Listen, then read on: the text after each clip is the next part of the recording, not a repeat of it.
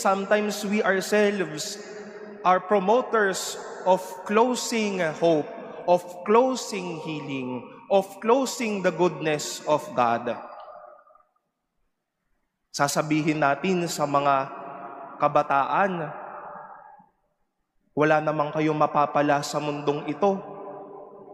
O kaya sasabihin natin sa mga nakakatanda, panggulo lang naman kayo dito sa mundong ito.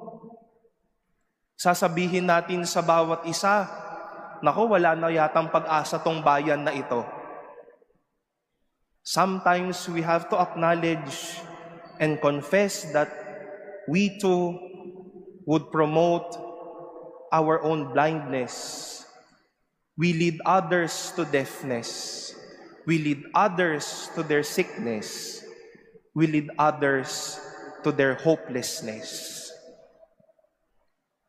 And my dear brothers and sisters, the Lord is reminding all of us, He is not only coming unto us to say to us, be opened, but He's been there from the time that we are suffering.